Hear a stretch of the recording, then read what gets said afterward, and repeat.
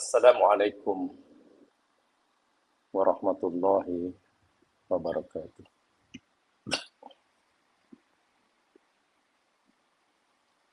Alhamdulillahirabbil alamin. Segala puji bagi Allah, Tuhan semesta alam. Tuhan yang kita selalu memujinya, memohon pertolongannya,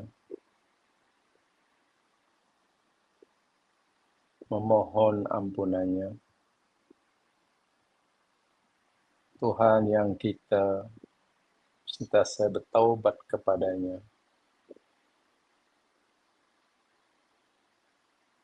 Kita berlindung kepadanya dari keburukan diri kita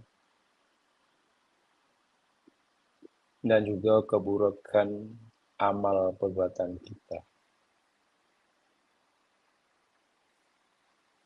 Siapa sahaja yang diberi petunjuk oleh Allah, maka tidak ada sesiapa yang dapat menyesatkannya. Dan sesiapa saja yang disesatkannya, maka tidak ada siapa yang mampu memberinya petunjuk. Kita bersaksi bahwasanya tiada Tuhan yang berhak disembah kecuali Allah sahaja. Dan kita juga bersaksi bahawa Nabi Muhammad adalah hamba-Nya serta utusannya. Salawat dan salam Allah Subhanahu wa taala semoga sentiasa dilimpahkan ke atas baginda Nabi sallallahu alaihi wasallam beserta keluarga, sahabat baginda dan siapa sahaja yang menjadi pengikutnya hingga hari kiamat.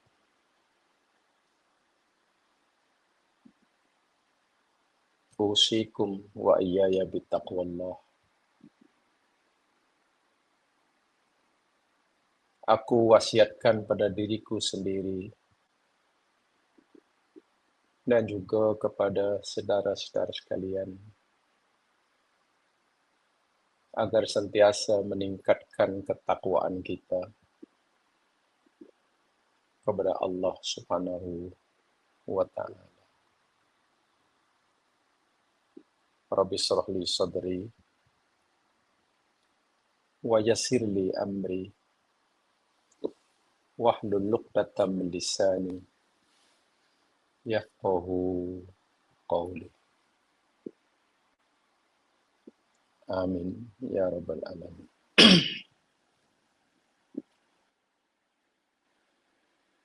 Dengan melafazkan bismillahirrahmanirrahim, insyaallah kita akan teruskan siri kajian kita Suratul Ra'd. Dan hari ini kita akan kaji bersama bermula ayat yang ke-14.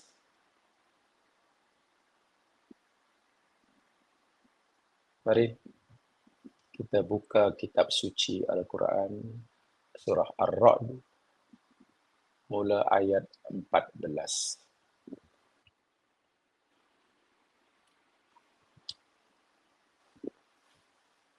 A'udzu billahi minasyaitonir rajim. Lahu da'watul haqq walladzina yad'una min dunihi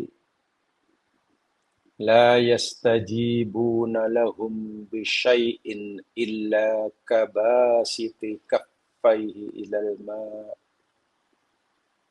liyablugha fah wa ma huwa bibaligh wa ma du'aul kafirina illa fi dhalal. Bagi Allah semata hak untuk mengabulkan doa yang benar.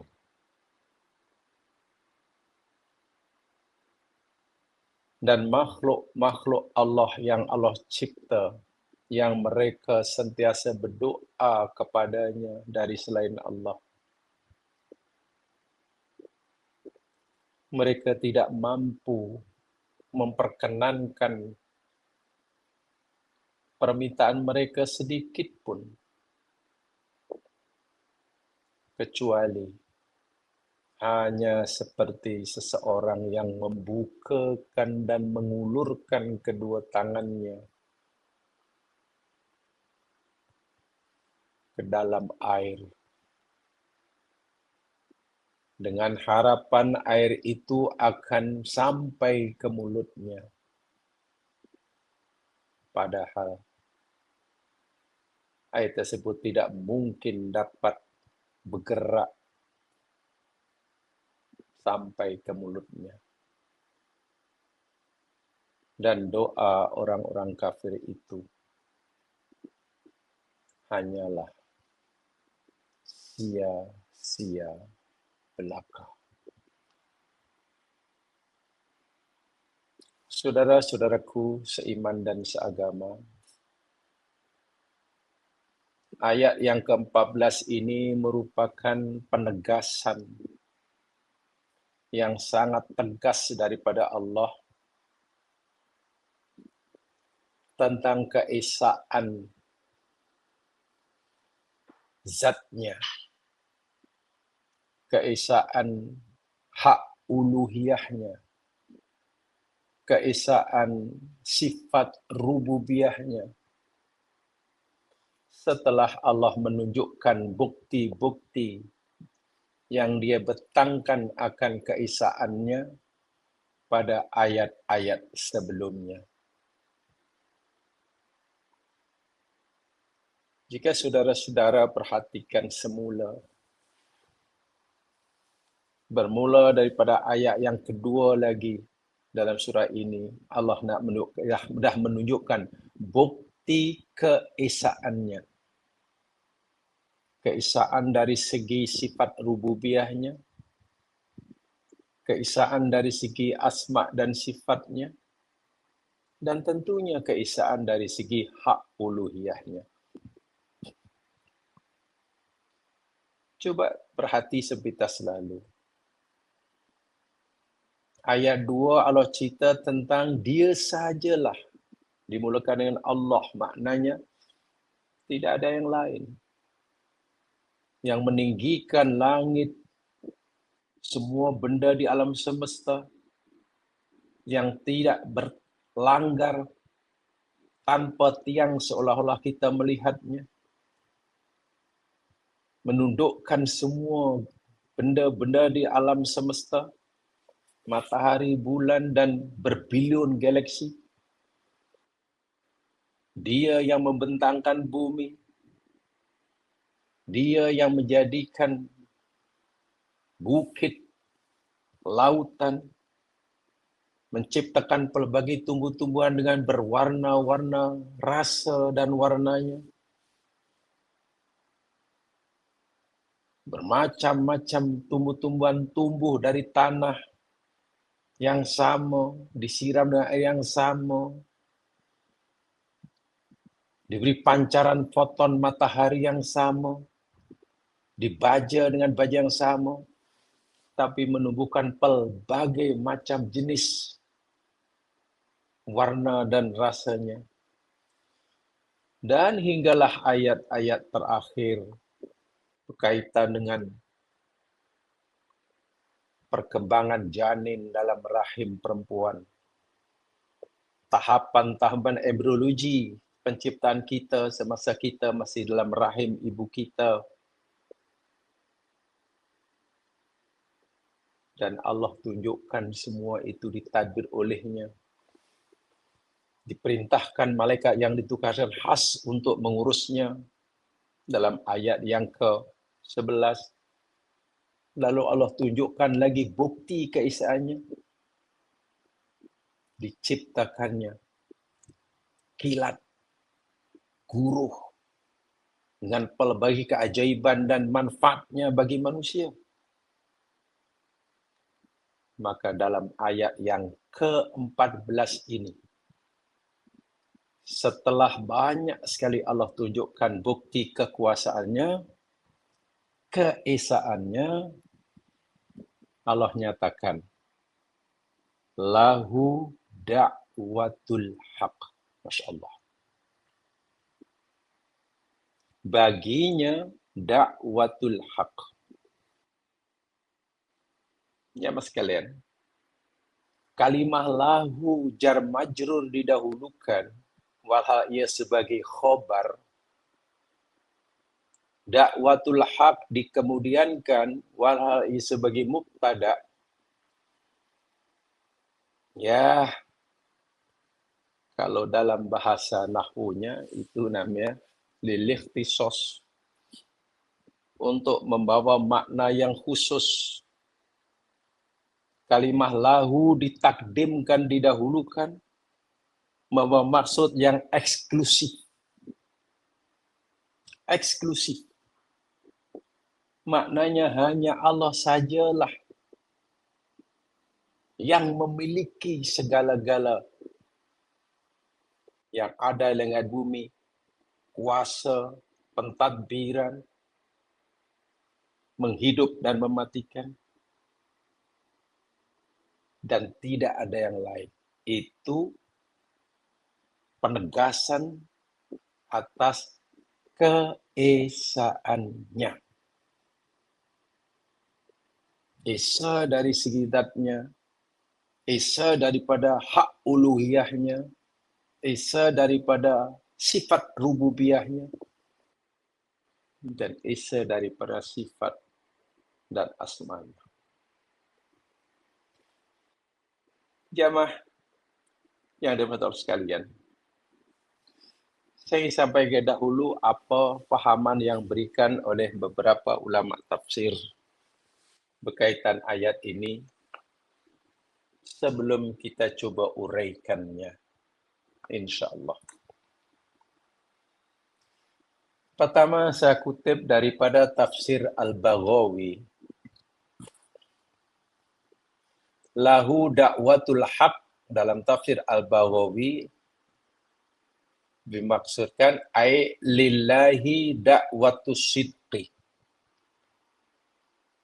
Bagi Allah sajalah ajakan, seruan kebenaran. Atau bagi Allah sajalah doa yang benar yang boleh ditujukan. Atau hanya hak Allah sajalah yang benar, yang pasti benar, yang mampu mengabulkan segala permohonan.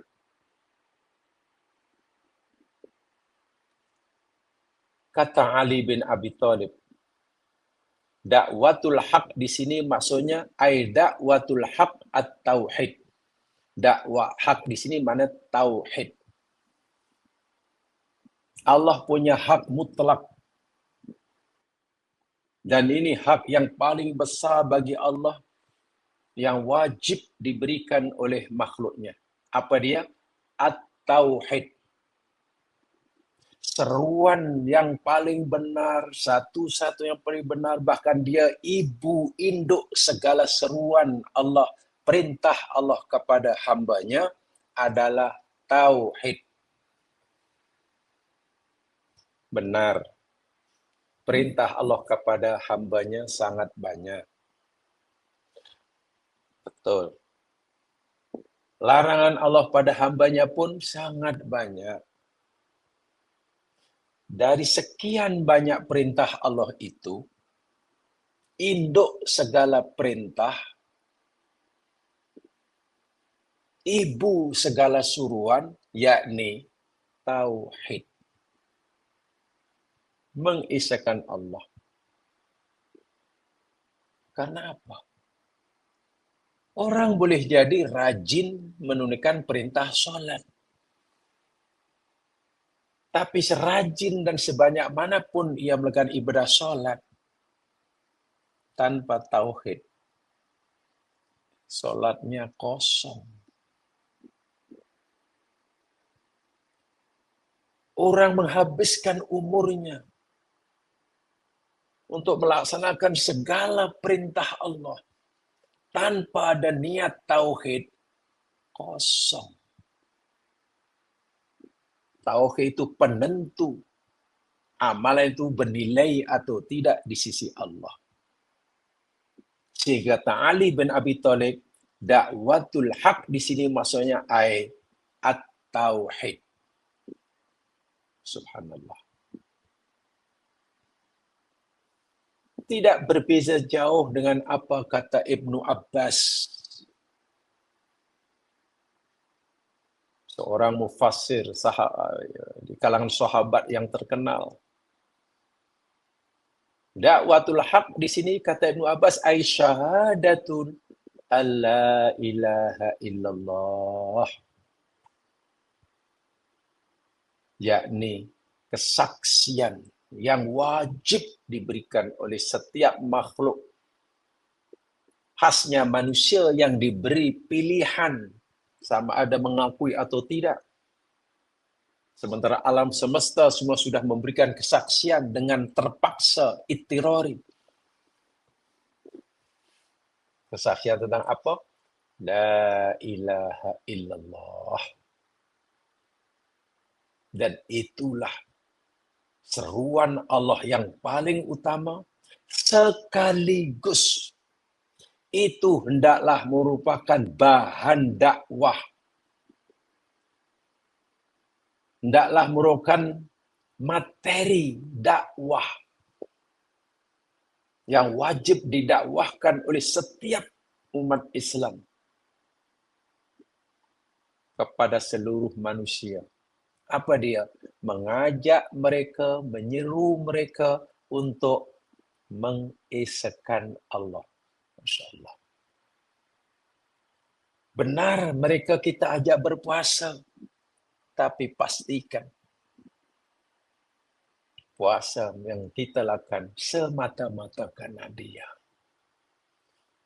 Benar kita menyeru, mengajak, mengkampen orang rajin belajar, tapi pastikan belajarnya lillahi ta'ala. Benar kita ajak orang, anak-anak berbakti pada orang tua, berbakti orang niatnya mesti la ilaha illallah. Kata Ibnu Abbas, kata Ali, lebih kurang maknanya sama. Imam Hasan al-Basri juga memberikan komentar, memberikan fahaman. Makna dakwatul haq. Lahu dakwatul haq, kata Imam Hasan Basri, ay Allahu wal haq. Allah itu satu-satunya al-haq. Kebenaran mutlak yang tidak akan berubah-ubah. Dalam bahasa awamnya, dulu, kini, dan selamanya. Macam itu. Yang kewujudannya tidak bermula. Dan di akhir tidak ada penghujungnya. Sifatnya tetap hak. Karena hak itu mana sesuatu yang bukan hanya benar, tapi tetap. Tidak dipengaruhi oleh apapun, oleh siapapun. Sehingga ciptaannya tidak memberi kesan sikit pun kepadanya. Seluruh makhluk Allah memuji Allah. Sifat terpuji Allah tidak akan bertambah. Karena dia hak, bersifat tetap. Seluruh makhluk menderhakai Allah. Sifat mulia dan terpuji Allah tidak akan berkurang sikit pun. Kebaikan manusia, makhluk, kejahatan makhluk, tidak memberikan apa-apa manfaat maupun madarat sikit pun bagi Allah. Karena dia al-haqqu. Di sini al-haqqu difahami oleh Hasan Basri, yakni satu kebenaran mutlak yang bersifat tetap, yang tidak dipengaruhi oleh apa saja. Subhanallah. Seluruh makhluk mau menderhakainya, Allah tetap mulia dan berkuasa. Seluruh makhluk mentaatinya, kuasa dan terpuji Allah tidak akan bertambah. Karena ketaatan makhluk, kederhakaan makhluk, itu semuanya kembali kepada diri mereka. Fadu'ahu walinkita'u lahi biddu'a wal al-haqqus syarih, kata Hasan Basri. Sehingga kalau kita nak menyeru, nak memanggil, nak berdoa, nak meminta, nak berlindung, nak memuji, sudah hanya pada Dia. Putuskan harapan dan ketergantunganmu kepada selainnya. Subhanallah. Bila kita nak berharap, tumpukan sepenuhnya harapanmu hanya kepada Dia. Putuskan harapanmu kepada selainnya. Karena selainnya pun berharap kepadanya. Kita menyandarkan kehidupan kepada apa banyak? Oh, kepada matahari. Matahari pun wujud dan tiadanya, berfungsi dan tidaknya, panas atau suhunya, bergantung pada kehendaknya. Dia kata orang Arab, la yunjil ghuriqul ghuriq. Orang yang akan tenggelam, mati tenggelam, tidak mungkin dapat menyelamatkan orang kawannya yang juga akan mati tenggelam. Ada kapal pecah, penumpangnya jatuh ke laut. Semua tercungap-cungap nunggu masa untuk mati tenggelam. B semua itu. Hendak mati tenggelam. B pun sebelahnya tak tenggelam. Bagaimana mungkin A mampu menyelamatkan B, dan bagaimanalah B minta tolong pada A? Tidak mungkin A yang nak tenggelam minta tolong pada B yang juga akan tenggelam. B yang memiliki diri pun tak mampu. Begitulah ibaratnya kita. Bila kita bersandar hidup kepada makhluk. Semua makhluk bersandar hidupnya kepada Allah. Bergerak atau diamnya. Bahkan wujud atau tiadanya. Hidup atau matinya. Seperti kita. Maka menyandarkan kehidupan kepada selain Allah sia-sia. Lahu da'watul haq. Kata Hasan Basri, bila kamu nak berdoa, nak menyeru, nak memohon, nak memuji, nak mengharap, sudah hanya padanya. Putuskan segala bentuk ketergantunganmu kepada selainnya. Itulah al-haqqus sharih. Itulah kebenaran yang benar-benar nyata dan mutlak. Yang tidak ada kesan sikit pun. Waqila yang dimaksudkan di sini yakni ad-du'a'u bil ikhlas. Dalam bahasa yang lain. Doa dengan ikhlas, memuji dengan ikhlas, memohon dengan ikhlas, mengabdi dengan ikhlas, takut dengan ikhlas, dan sebagainya. Wad-du'aul khalis la yakunu illa lillahi azza wa jalla. Dan permohonan yang ikhlas, pengabdian yang ikhlas, berbuat yang ikhlas, tidak ada kecuali hanya kerana Dia. Karena dia satunya zat yang tidak punya apa-apa kepentingan. Selain Allah, ada kepentingan. Orang tua suruh anaknya belajar rajin-rajin. Ya, orang tua masih ada kepentingan. Yalah, nak, nanti kalau awak belajar rajin, jadi orang berjaya, senanglah aku bila tua. Kamu boleh bantu ayah. Ada, ada kepentingan. Sebab itu jika anak degil, orang tua sedih. Bila tengok anak degil, orang tua sedih. Bila tengok anak patuh, orang tua gibur. Kerana orang tua masih ada kepentingan ketika mendidik anaknya, yaitu kita.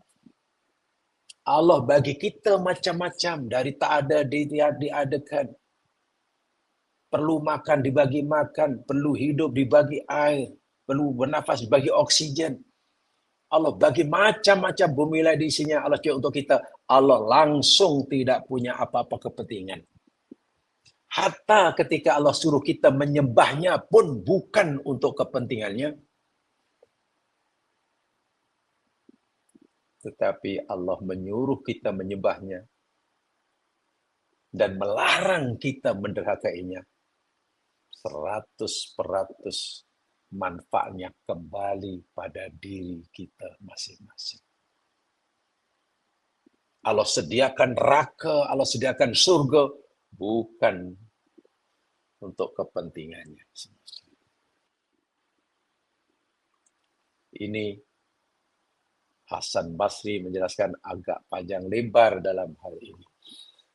Dan saya fikir apa dikatakan oleh Ali bin Abi Thalib, Ibnu Abbas, Hasan Basri dan banyak orang tidak salah. Karena memang ayat ini firman Allah, tentulah maknanya sangat luas dan mereka cuba memahami apa yang dimaksudkan Allah. Begitu dalamnya kalimat lahu da'watul haq. Ingat, lahu letak depan, mubtada khabarnya muqaddam, mubtada muakhar. Ini bermakna khusus, bermaksud eksklusif. Hanya baginya dan tidak bagi yang lain. Itu dalam tafsir Al-Baghawi secara ringkasnya. Di dalam tafsir As-Sa'di, saya ingin bacakan ini yang saya kutip ini jangan sekalian ya, yang tafsiran-tafsiran yang berbeza, yang sama saya tidak akan sampaikan sebab ya sama Bapak. Yang ada perbezaan yang sama. Sampaikan. Kata As-Sa'di, ay lillahi wahdah da'watul haq. Bahwa bagi Allah sajalah da'watul haq. Wa ya ibadatuhu wahdahu la syarikalah. Maksud da'watul haq yakni pengabdian kita hanya berhak baginya. La syarikalah. Wa ihlasu du'ail ibadah wa du'ail mas'alah lahu ta'ala. Dan doa kita sama doa masalah atau doa ibadah pun lahu ta'ala. Walladhi yambaghi yasrifa lahu du'a wal khawf wal raja wal hub wal ruba wal ruhba wal inabah. Dan dia sajalah yang berhak untuk kita arahkan, untuk kita hadapkan, untuk kita tujukan segala permohonan, rasa takut, rasa harap, cinta, gerun, kembali, merayu, bersandar harap. Li'anna uluhiyatahu hiyal haq. Karena hak uluhiyahnya adalah al-haq. Li'anna sifata rububiyatihi al-haq. Karena sifat rububiyahnya adalah al-haq. Wa uluhiyata ghairihi batilah. Kata Imam Sa'di. Sementara selainnya tidak punya hak uluhiyah. Kalaupun mereka mendakwa punya hak uluhiyah, atau kalaupun selain Allah dipercayai punya hak uluhiyah, hak untuk disembah, itu hak uluhiyah yang batal. Betul. Fir'aun pernah merasa punya hak disembah. Dakwaan Fir'aun batal. Nabi Isa betul tidak mendakwa punya hak uluhiyah, tapi diyakini oleh ramai orang, contohnya umat Kristiani, meyakini Nabi Isa punya hak uluhiyah. Hak uluhiyah yang diberikan oleh umat Kristiani pada Nabi Isa itu hak uluhiyah yang batal. Nabi Isa sendiri tidak mendakwa. Jadi jangan salahkan Nabi Isa jika ramai orang menyembahnya. Fir'aun disembah oleh orang Mesir. Salahkan Fir'aun karena Fir'aun mau yang menyuruh. Fir'aun salah, rakyat Mesir pun salah. Sama-sama disembah. Fir'aun disembah oleh orang Mesir. Nabi Isa disembah oleh umat Kristiani. Sama sembah, tapi berbeza. Fir'aun salah karena minta disembah. Yang nyembah pun salah. Nabi Isa tidak salah. Yang salah yang memberikan hak uluhiyah. Sedangkan Nabi Isa tidak punya hak uluhiyah. Kalaupun mereka paksakan juga Isa punya hak uluhiyah, itu hak uluhiyah yang batal. Batil. La walladzina yad'una min duni milautan mandat alladzi ja'alu syuraka billah. Itu dijelaskan dalam ayat selepasnya. Sehingga la yastajibuna lahu. Mereka meminta, ya mereka tak mampu nak memampukannya. Ibaratnya hanya oranglah dahaga. Dahaga sungguh. Depan ada genangan air, tangan dihulurkan, air mailah. Datanglah ke mulut aku, masuk ke tekak aku sampai kiamat air tak akan lemah. Itu satu perumpamaan yang luar biasa, nanti saya jelaskan insyaallah. Baik. Itu kata Imam As-Sa'di. Dan kata Imam Asy-Sya'rawi dalam tafsirnya, ayat ini menjelaskan butlanu ibadati ghairillah. Ayat ini menjelaskan tentang batalnya beribadah kepada selain Allah. Apa saja bentuk ubudiyah kepada selain Allah adalah batilah. Tak kiralah yang disembah itu asnam berhala ke, pokok ke, matahari ke, manusia ke, bahkan mungkin manusia menyembah diri sendiri, namanya menyembah hawa nafsu. Itu paling bahaya. Barangkali orang merasa berdosa besar, syirik karena sembah patung. Ya. Tapi jangan pikir orang menyembah hawa nafsu pun syirik juga. Iya, menjadikan hawa nafsu sebagai Tuhannya. Oh, itu sesat sekali. Apa contohnya? Menyembah hawa nafsu. Jika perintah Allah bercanggah dengan kehendak hawa nafsunya, maka diturutilah kehendak hawa nafsu, ditinggalkan perintah Allah. Itu menyembah hawa nafsu. Syariat Allah kata, buatlah hawa nafsu kepentingan diri. Jangan. Kalau awak buat, nanti awak rugi. Kalau awak buat apa yang Allah suruh, nanti awak rugi. Zaman sekarang tak boleh terlalu lurus pendul. Akhirnya perintah Allah diabaikan, keinginan nafsu diikuti. Itu menyembah hawa nafsu. Apa hidup sebetul-betul? Allah kata jangan. Ini kamu tak boleh buat, kata Allah. Ini dosa. Hawa nafsu, kepentingan diri, kamu tak payah ambil berat sangat apa kata Al-Quran. Memanglah, kalau ikut Quran memang ni tak boleh. Apalagi kamu orang Islam, mana boleh. Kamu mengambil apa yang bukan hak kamu. Jelas-jelas memang ini tak boleh, ini haram. Tapi kalau kamu tak ambil, macam mana kamu nak kaya? Kamu ingin kaya kan? Iya. Kawan kamu sudah kaya, bila kamu nak kaya? Ini peluang.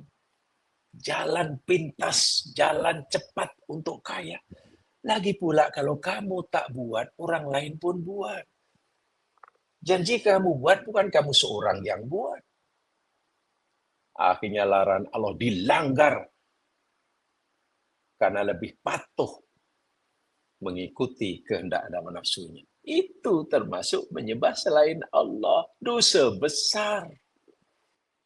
Quran bahkan menyebutkan, ittakhadha ilahu hawahu. Kamu tak pernah lihat ke Muhammad orang yang menjadikan Tuhannya, hawa nafsunya sebagai Tuhannya. Itulah menjadikan hawa nafsu sebagai Tuhan. Jadi berhalanya dalam diri sendiri, bahkan dirinya sendiri. Memang tidak sembah pokok, tidak sembah keris, tidak sembah patung, tidak sembah Nabi Isa. Hati-hati. Kata Imam Sya'rawi, semua benda itu batal. Fama yas'alu ghairallahi kama yas'alu ma la yamliku wa la yastajib.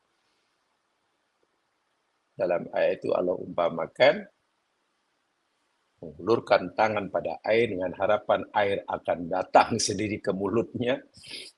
Ya, meminta pada selain Allah macam orang minta sesuatu pada benda yang tidak punya kuasa untuk memakbulkannya. Baik. Ada 3 tafsir yang saya sampaikan tentang makna umum ayat ini. Baik, mari sekarang kita cuba halusi.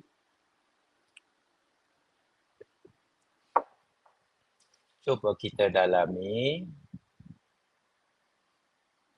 kalimat yang ada dalam ayat ini. Yakni lahu da'watul haq. Hanya bagi Allah lah hak mengabulkan doa yang benar. Itu satu di antara maknanya ya. Bukan satu-satunya makna. Saya ulangi.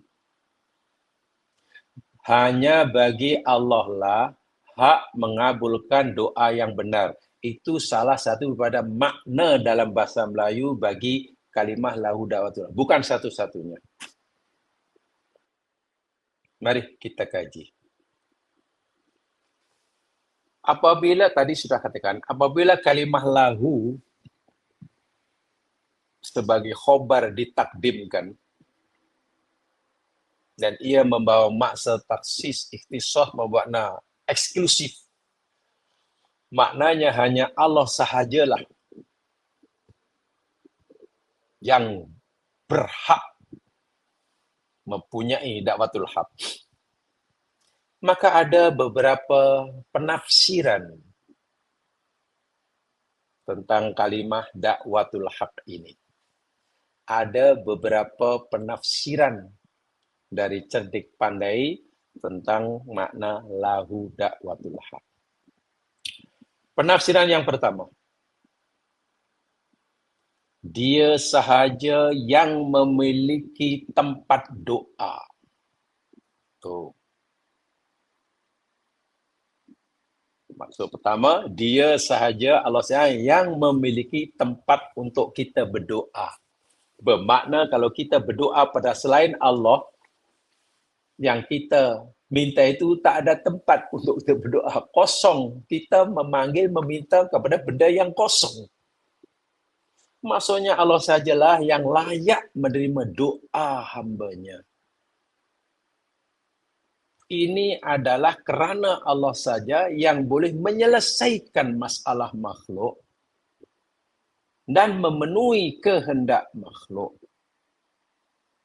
Tidak ada entiti yang lain selain Allah yang boleh kabulkan doa. Itu jelas tuh. Tidak ada entiti selain Allah yang boleh kabulkan doa. Karena hanya Allah sajalah ada tempat untuk kita berdoa. Hanya Allah saja yang punya sesuatu yang kita perlukan dalam hidup. Dan hanya Dia saja yang bersedia memberikan apa yang diperlukan oleh kita. Selain Allah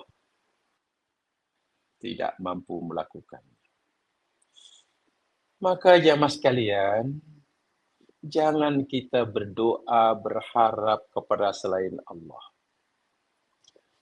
Saya hanya ingin menyarankan pada diri saya sendiri dan juga pada jamaah, bila jamaah ingin memahami lebih lanjut, perkara ini, yang tentang doa pada Allah ini, banyak ditekankan dalam Al-Quran, banyak ditekankan dalam surah-surah yang disebut surah Al-Hawamim.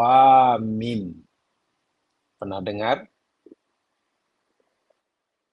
Dalam 114 surah dalam Quran, itu ada surah yang disebut sebagai surah Al-Hawamim. Surah Al-Hawamim itu maknanya surah allati tabda'u bihamim. Surah Al-Quran yang semuanya bermula dengan Hamim. Dari 14 surah. Surah yang dimulakan dengan Hamim, Hamim. Nah, surah-surah bermula dengan Hamim itu disebut surah Hawamim. Dan di dalam Al-Quran, surah Hawamim ini jamaah sekalian, yakni bermula dari surah Ghafir,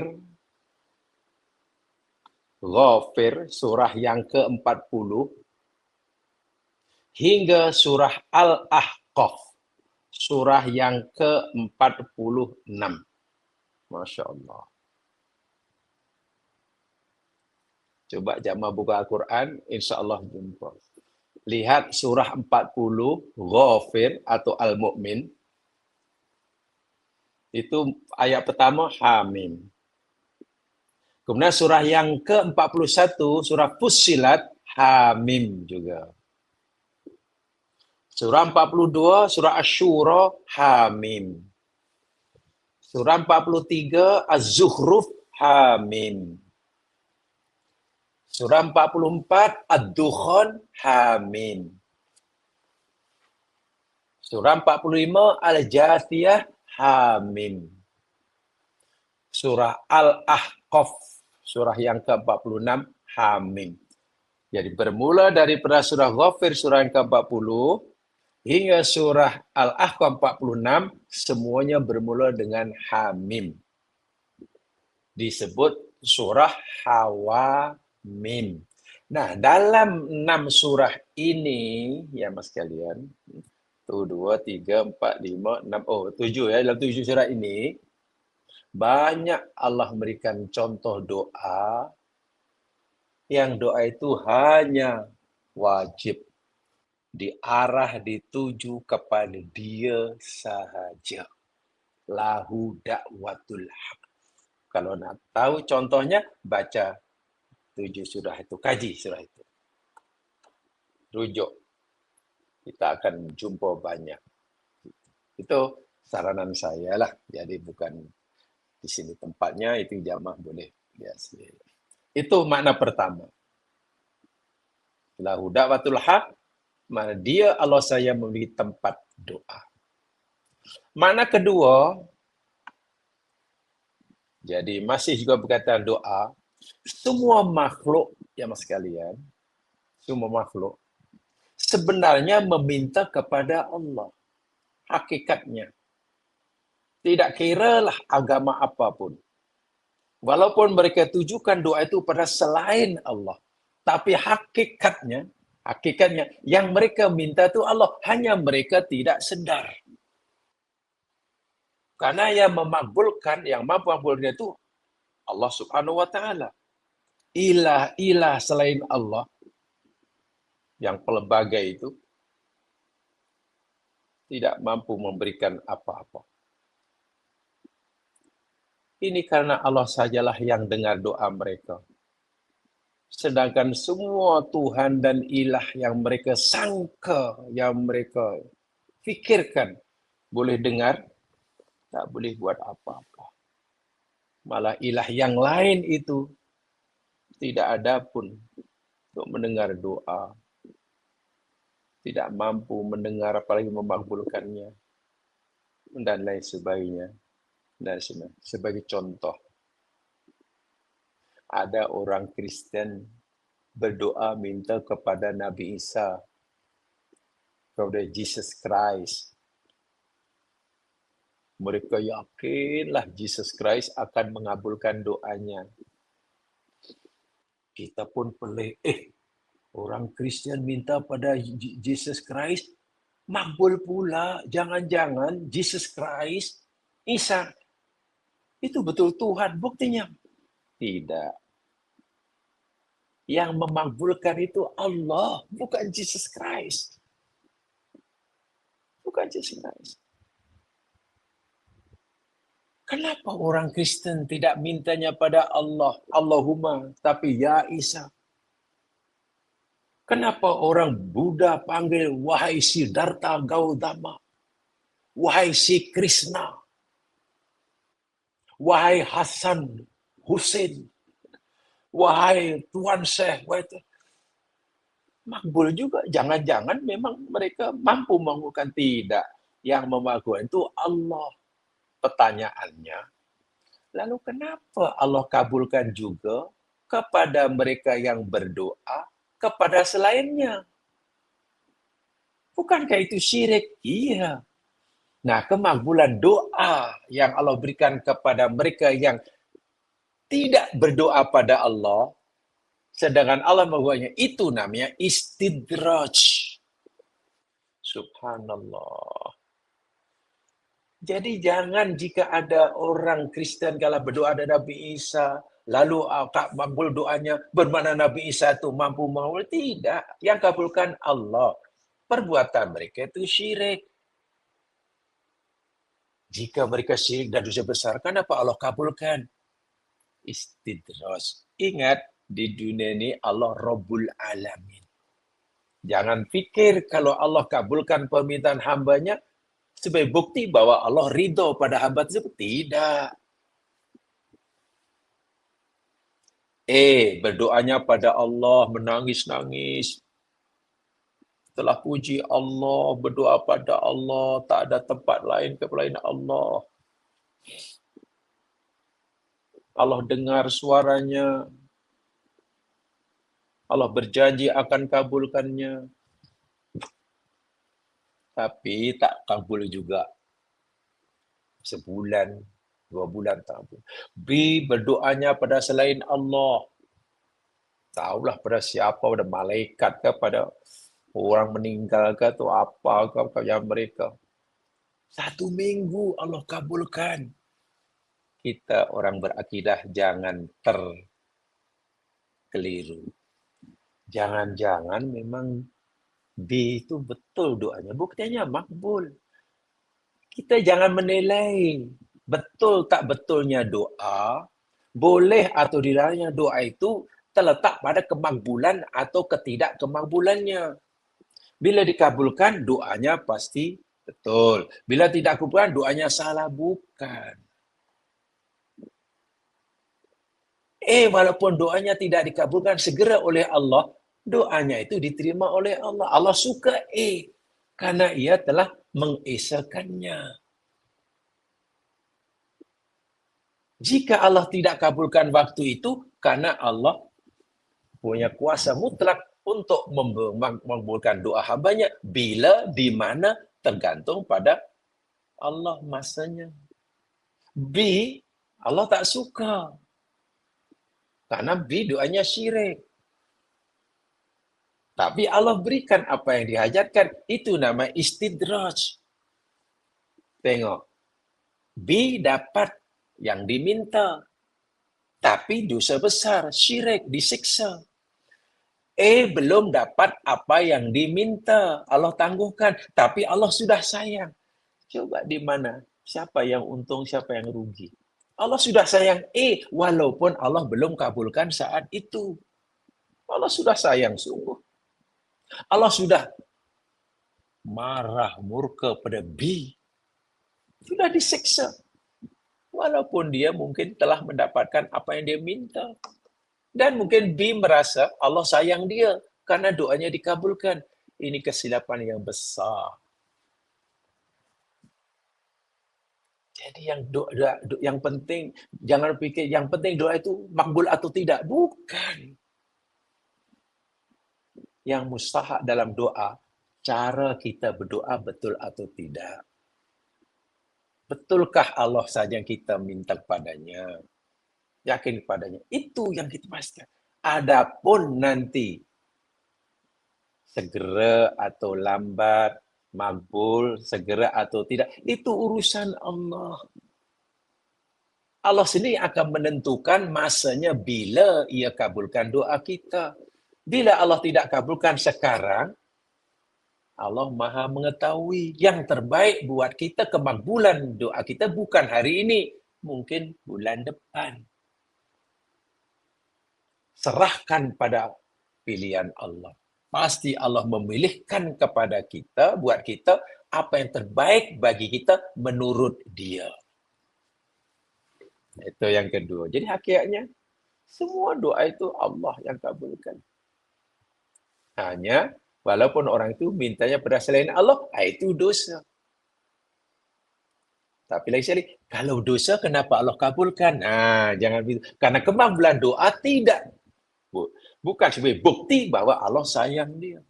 Kalaulah setiap doa yang dikabulkan itu, kemampuan itu sebagai bukti Allah sayang, ya Allah ya Tuhanku, iblis itu mana disayangi oleh Allah kan?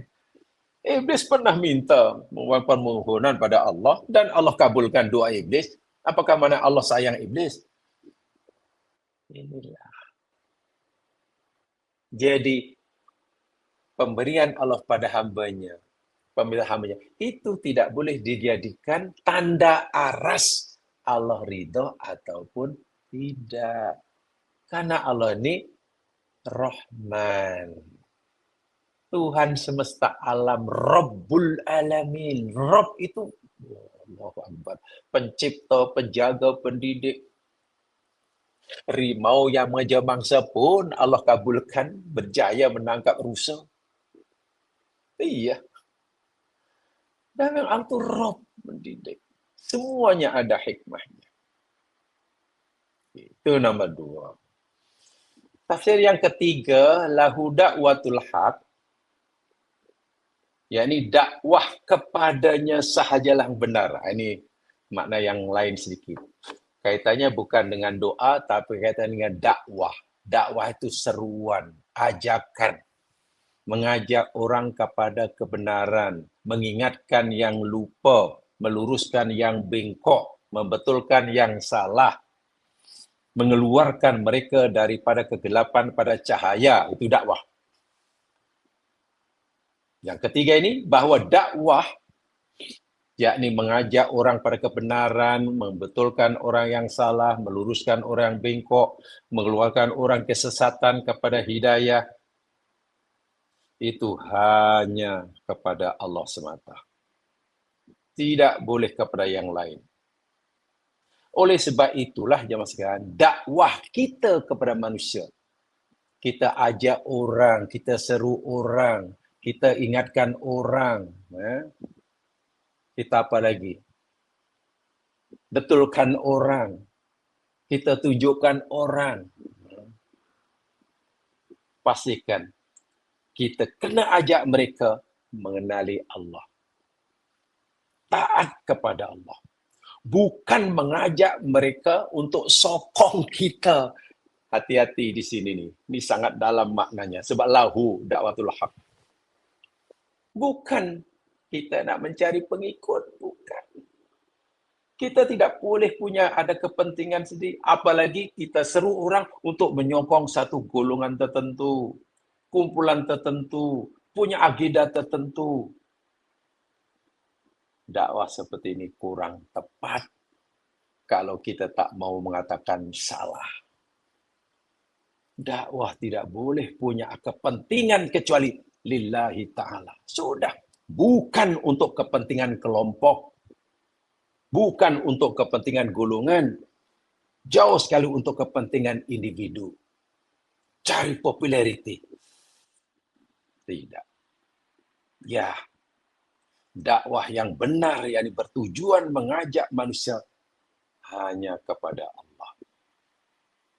Termasuk yang menyeru itu hanya kepada Allah. Yang diseru kepada Allah. Mengisahkannya. Taat pada syariatnya. Bukan untuk mengagungkan individu tertentu. Pemimpin tertentu. Taksub pada suatu golongan, kumpulan, jamaah tertentu. Ini penting disampaikan. Ini makna yang ketiga, saya sangat tertarik ini dari segi dakwah. Lahu dakwatul haq ini kaitannya dengan dakwah. Prinsip asas dakwah kepada Allah, ya mas sekalian. Prinsip dasar dakwah kepada Allah, lahu dakwatul haq. Pertama, yakni fokus kepada tauhid.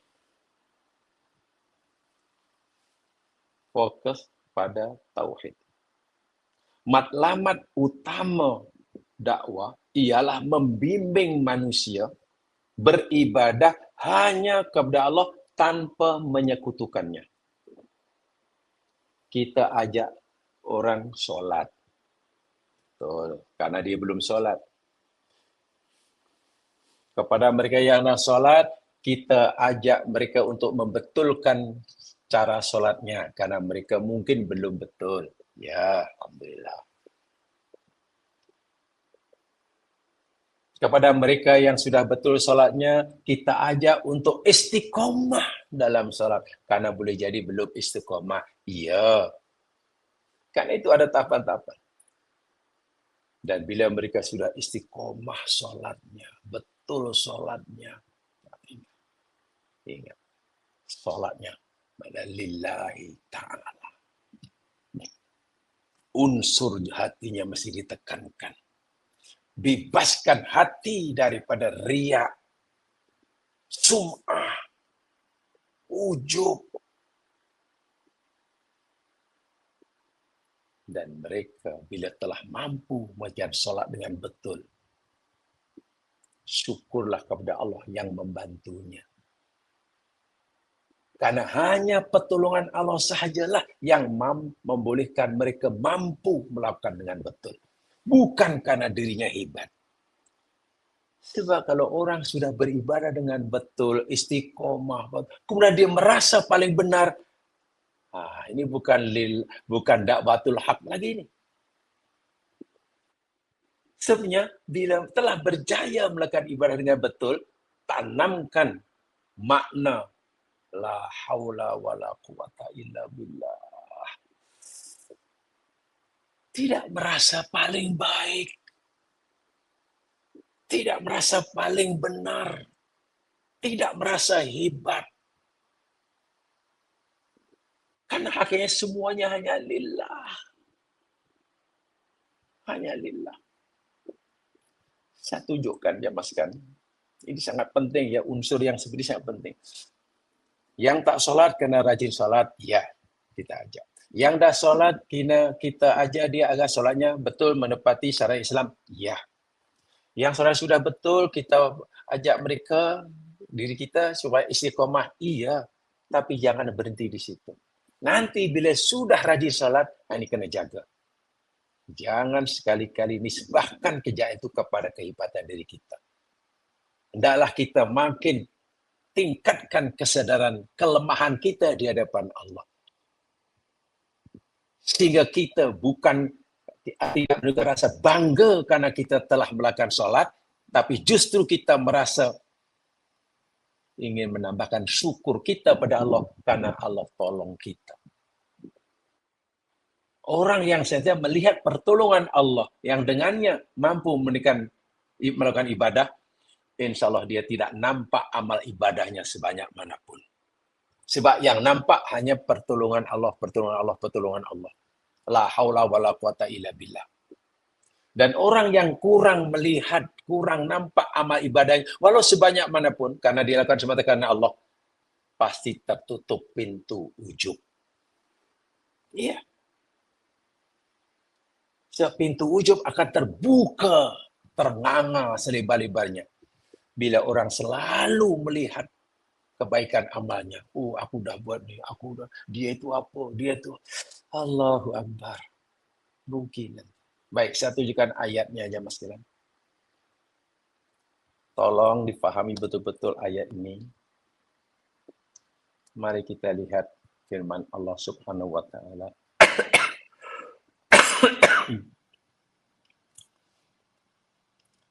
Coba lihat firman Allah dalam surah Al-Anfal. Coba. Surah 8.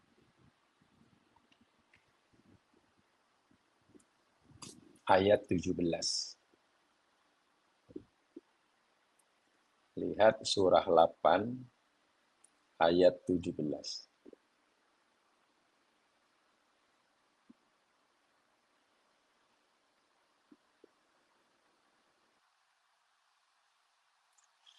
A'udzu billahi minasy syaithanir rajim. Ayat ini menurut satu riwayat yakni diturunkan oleh Allah selepas berlaku peperangan Badar. Semua kita maklum dalam peperangan Badar umat Islam memperoleh kejayaan yang gilang gemilang. Walaupun jumlah mereka relatif sedikit, 300 lebih saja, dapat mengalahkan jumlah tentera musuh 1,000 lebih, membunuh 70 orang dari mereka, menawan 70 orang dari mereka, merampas harta mereka. Ini tentu kejayaan yang luar biasa. Apatah lagi, itulah pengalaman perang pertama orang Islam melawan musuh. Dari segi mudahnya, dari segi pengalaman, umat Islam itu masih menggunakan sangat sedikit sekali pengalaman perang karena baru pertama kali.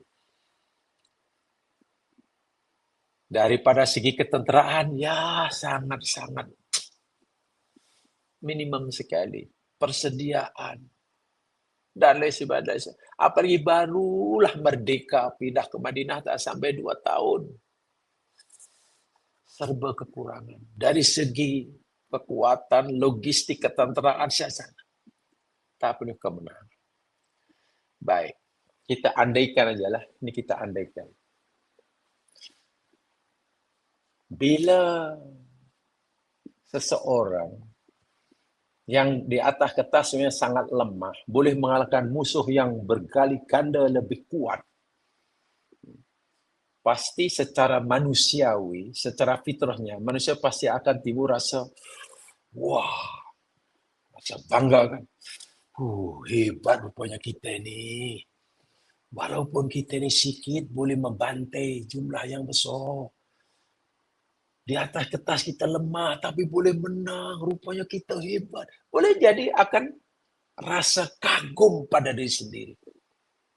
Tapi ingat, ini generasi awal orang mukmin yang imannya benar-benar dijaga oleh Allah. Sibghatullah, Quran kata. Iman mereka itu celupan Allah. Jadi tak akan luntur. Allah jaga sungguh. Jangan sampai ada dalam hati orang mukmin setelah mulai kejayaan luar biasa, kagum dengan kejayaannya, merasa dia hebat. Ini kita andaikan boleh jadi. Mungkin sebagai manusia ada keinginan muncul seperti itu. Apa Allah kata? Falam taqtuluhum walakinnallaha qatalahum. Allahu Akbar. Seakan-akan Allah berfirman, hai orang mukmin, benar kamu telah memberi kejayaan yang luar biasa dalam perang Badar. 70 kamu bunuh, 70 kamu tawan, harta mereka kamu rampas. Boleh jadi kamu merasa hebat, tapi kamu kena tahu, falam taqtuluhum, hakikatnya kamu tak pernah membunuh mereka. Walakinnallaha qatalahum, tapi Allah yang bunuh mereka. Coba hayati firman ini. Katalah ayat ini Tuhan pada kita, kata kita terlibat dalam itu. Ya macam mana? Wal aku yang bunuh orang kafir itu, aku yang kejar mereka, aku yang tebas kaki mereka. Ibnu Mas'ud yang penggal leher Abu Jahal depan mata, semua menyaksi. Tiba-tiba Allah kata, hai sahabat, hai hambaku, bukan kamu yang bunuh mereka, aku yang bunuh mereka. Iya ya, rupanya Allah yang pertolongan Allah. Aku rupanya la haula wala quwata illa billah. Tanganku waktu jadi kuat menghayunkan pedang, itu karena kekuatan yang Allah berikan. Mataku nampak mereka, itu Allah yang menghendaki. Aku mampu mengejar mereka, itu kekuatan yang Allah berikan. Aku ini lemah. Jika aku lemah, maka aku tak hak untuk mengklaim kemenangan ini karena aku hebat. Betul Allah ingatkan, Allah yang bunuh. Wa ma romaita id romaita walakinnallaha roma. Dan bukanlah engkau yang meluntar, yang membaling. Ketika engkau meluntar, ketika engkau membaling, tetapi Allah lah yang meluntar. Ada sahabat yang melepaskan anak panah, terkena musuh, mati. Hebat aku rupanya. Walaupun aku baru belajar beberapa minggu, sudah menjadi sharpshooter. Hebat aku rupanya. Satu anak panah, satu nyawa, satu anak panah. Patut. Jarang orang seperti aku. Boleh jadi. Allah ingatkan, tak, bukan kamu yang melepaskan anak panah, itu aku, kata Allah. Nabi Muhammad baling, ambil pasir, dibaling ke arah musuh yang sudah mulai kelihatan. Mungkin dah 1 kilometer nampak depan. Tapi ambil pasir, tabur ke depan. Dari Sunatullah, campak pasir di padang pasir, itu mungkin pasir itu hanya jatuh hanya beberapa meter di depan. Tapi Allah menghendaki, tak, pasir itu semua menimpa muka-muka musuh. Apa kalau itu Nabi Muhammad itu hebat sehingga pasir yang ditabur mereka? Tidak, Allah yang... Coba bila Allah kata, yang baling itu aku, yang bunuh itu aku, bukan kamu. Bukan ini cara Allah menghalang, menghentikan keinginan hambanya yang mukhlis untuk mengklaim kejayaan daripada dirinya. Akhirnya orang Masya Allah, iyalah rupanya semuanya pertolongan Allah. Terima kasih Allah, karena kau pilih aku. Kau tolong aku, ya Allah. La haula wala quwwata billah. Yang nampak pertolongan Allah, amalnya yang besar tak kelihatan. Karena tidak melihat amalnya, tertutup pintu ujub. Nah, sekarang kita andaikan begini. Jika sekiranya ujub membanggakan amal itu dibenarkan. Jika sekiranya membanggakan, mengklaim amalan itu, pasal aku ni, aku hebat, bukan macam dia. Sebab tentera Badar paling layak untuk dibenarkan membanggakan jasanya. Tapi jika tentera Badar pun Allah tak benarkan membanggakan, mengklaim kejayaannya, karena itu semata oleh Allah. Lalu siapa kita baru beramal sikit sudah merasa paling hebat, paling itu, paling semua yang tak sama dengan kita salah. Allahu Akbar. Wah, mengedipkan mata pun itu karena pertolongan Allah. Hebat apa kita? Sebab itu bila kita telah berjaya beramal, dipanggil fisa'atit ta'ah. Ketika kita berada, kita sedang melakukan ketaatan, ingat, semua itu yang kena syuhudul minnah, istilahnya. Bila kita sedang berjaya melaksanakan perintah Allah ketaatan, apa yang patut ada dalam diri kita, syuhudu minnatillah, menyaksikan bantuan pertolongan Allah. Jangan melihat amal itu. Kalau kita tertumpu melihat pada amal, kagum dan akhirnya pintu ujub terbuka. Tapi kalau kita menyaksi terus akan pertolongan Allah, akhirnya kita bertambah syukur. Kita sentiasa merasa kurang syukur kita, akhirnya kita syukur. Tengok. Ini karena dakwah itu semua mesti Allah. Bukan hanya yang kita seru saja yang mesti kembali, padahal kita yang menyuruh pun mesti tidak boleh ada kepentingan. Itu maksudnya. Jadi saya sangat tertarik kepada makna yang ketiga ini. Lahu da'watul haq ini. Dakwah mesti hanya karena Allah. Bukan hanya yang kita ajak orang itu mesti hanya karena Allah. Kita yang menyampaikan pun tidak boleh ada kepentingan. Untuk menaikkan image ke, untuk kepentingan kelompok, untuk kepentingan. Tidak. Lillah. Semua lillah. Dan bila sudah lillah, sudah tidak ada kisah. Asalnya sudah lillah, sudah. Kita terkenal atau tidak, itu tak masalah. Pengikut kita makin ramai atau tidak, itu tak jadi masalah. Asal kita sudah lillahi ta'ala. Tapi kalau kita berdakwah untuk meramaikan kumpulan, sehingga kita, tengok, akhirnya kumpulan kita sekarang jauh lebih hebat dari kumpulan dia. Baru padan siapa yang Allahu Akbar. Jangan, saudara-saudaraku. Dengan penuh keikhlasan, kita mohon pada Allah Subhanahu Wa Taala agar kita dijauhkan daripada sifat seperti itu. Kita tidak penting sebenarnya. Jika sekiranya bukan kita lah yang menyampaikan agama Islam, nanti Allah punya makhluk lain yang lebih semangat menyampaikan agama Islam. Artinya kita jangan merasa kita paling penting dalam menyampaikan agama. Sebab jika sekiranya kita dah pencen sekalipun, tak nak menjaga agama, ramai nanti orang-orang dipilih Allah untuk menjaga agama Islam. Islam ini milik Allah dan dijaga oleh Allah. Sebab itu semua kita mesti dakwahnya lillahi ta'ala. Fokus kepada tauhid.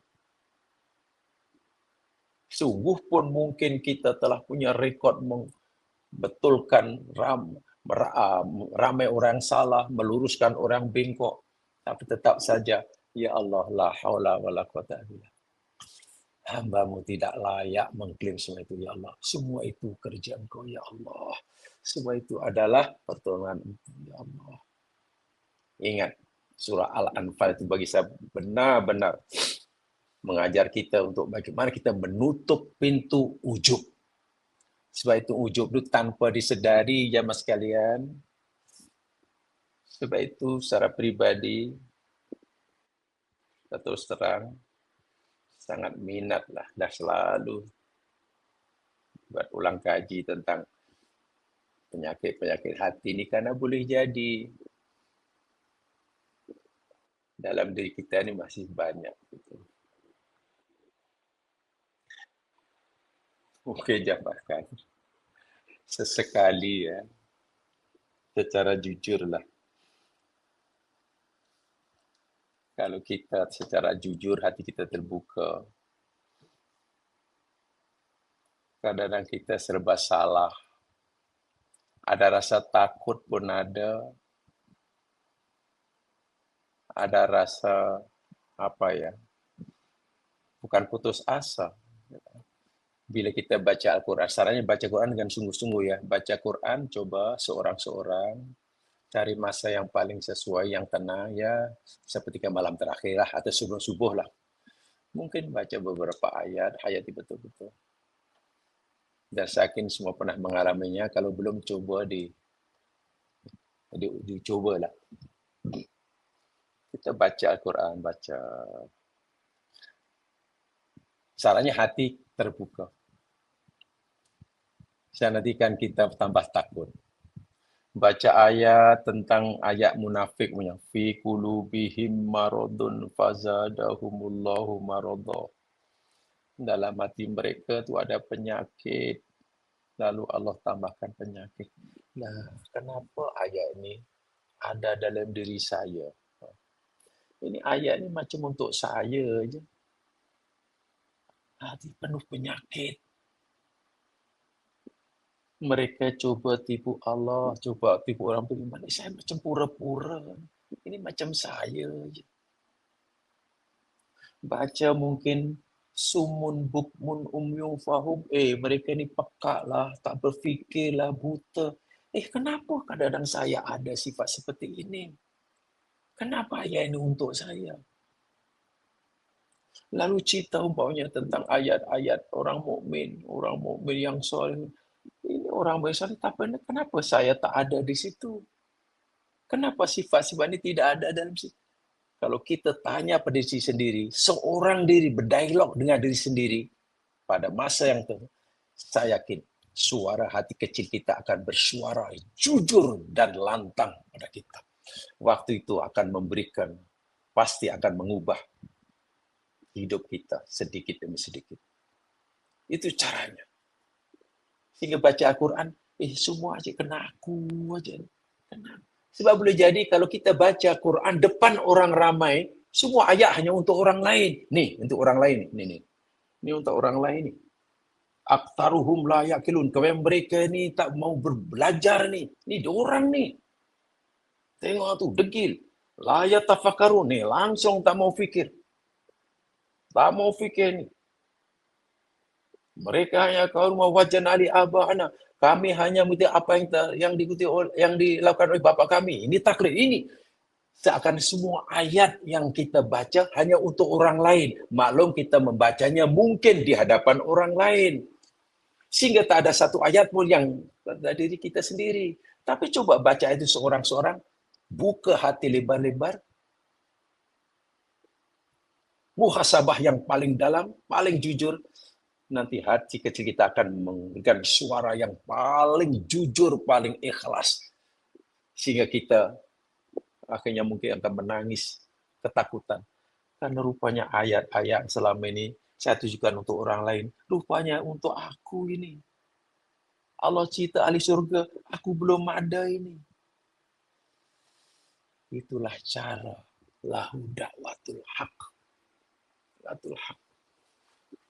Jadi kita tidak punya apa-apa kepentingan kecuali Allah Subhanahu wa taala. Sehingga menolak, kalau kita sudah lakukan itu, kita menolak taksub pada golongan. Dakwah tidak boleh jadikan alat untuk taksub kepada personality tertentu, taksub pada jamaah, hingga melupakan kebenaran mutlak milik Allah.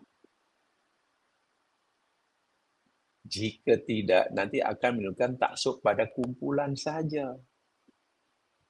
Melupakan bahawa kebenaran mutlak itu milik Allah. Seakan yang benar itu hanya kumpulannya. Yang di luar kumpulan semuanya salah.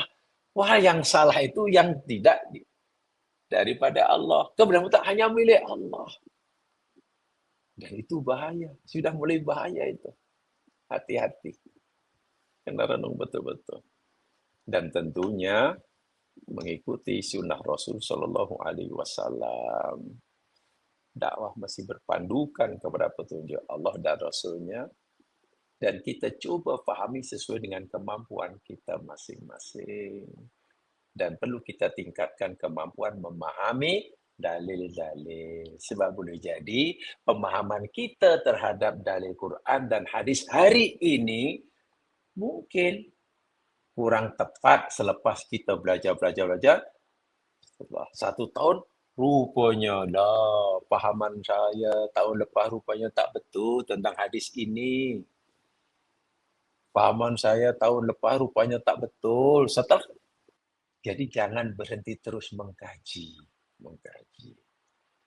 Karena boleh jadi apa yang kita pahami tahun lepas tentang ayat dan hadis tersebut kurang tepat selepas kita mendapat maklumat tambahan semakin luas, bacaannya semakin banyak, referennya semakin pelbagai. Saya selalu menggunakan istilah berjalannya semakin jauh, ngopinya semakin pekat, insya Allah nanti akan membuat kita makin lah. Rupanya kita semakin sedar betapa banyak benda yang kita belum tahu. Itu bagus. Semakin banyak kita mengkaji, akan semakin membuat kita sedar rupanya masih terlalu banyak benda yang kita belum tahu. Tapi kalau kita dah malas terus belajar, akhirnya kita merasa sudah banyak yang kita tahu. Itu bahayanya. Dakwah tidak boleh seperti itu. Itu makna yang ketiga dari ayat ini. Untuk sementara, sampai itu saja. Masih ada banyak. Sebab untuk lahu dakwatul haq ni jamaah sekalian. Lahu dakwatul haq. Di sini ada beberapa makna yang diberikan oleh para ulama. Apa maksudnya? InsyaAllah nanti kita akan sambung bila ada kesempatan yang lain. Itu saja. Yang benar pada Allah jua. Yang silap kelemahan saya sendiri. Subhanakallahumma bihamdika. Asyhadu an la ilaha illa anta. Astaghfiruka wa atubu ilaik. A'udzu minasyaitonir rajim. Wal 'ashr. Innal insana lafi khusr. Illa alladziina aamanu wa 'amilus shalihaat. Wa tawassaw bil haqq. Wa tawassaw bis sabr. Assalamualaikum warahmatullahi wabarakatuh.